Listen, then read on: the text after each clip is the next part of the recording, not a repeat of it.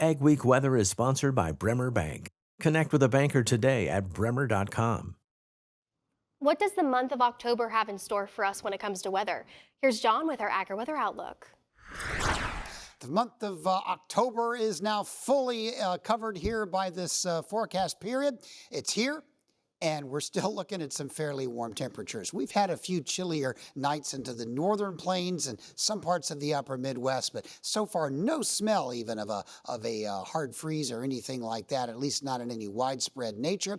And warm weather will likely be returning as we get on into the next couple of weeks, at least warmer than average. Not quite as hot as it was back in September, but you're going to see some pretty warm temperatures. And the dry weather begins to raise concerns about what's going on. I mean, over a lot of the upper Midwest, it is very dry short term. September has been extremely dry.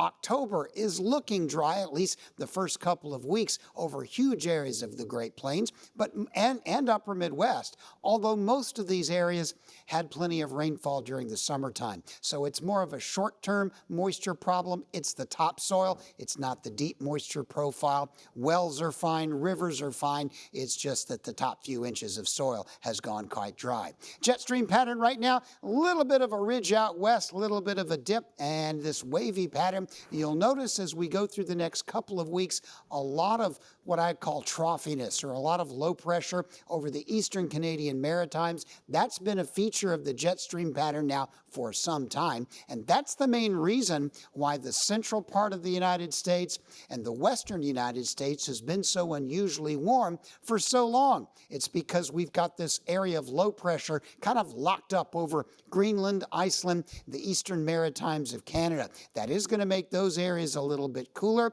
and the southeastern United States not that hot this week, but we're still seeing lots of days getting up around or into the 90s in this red shaded area throughout the Central Plains, and the rest of the region at least into the 70s and 80s. Now, as we go through the week, look at the scope of this ridge. Still seeing a dominant low pressure area over eastern Canada, but a lot of this is much warmer than average and really not showing much propensity toward precipitation at all. Quite warm in the Dakotas, Minnesota, quite warm in Iowa, very warm down in the southern plains. As we go through the second week, we're still dealing with a lot of ridging. There may be a temporary shot of cooler weather, but it looks like just that. The overall pattern likely to remain warm and dry. It looks like the far southeastern part of the U.S. and the far northwest will get into some rainy weather. Everywhere else it looks pretty much parched and will stay that way. So the harvest will continue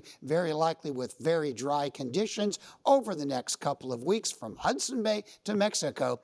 There won't be complete lack of rain, just very little.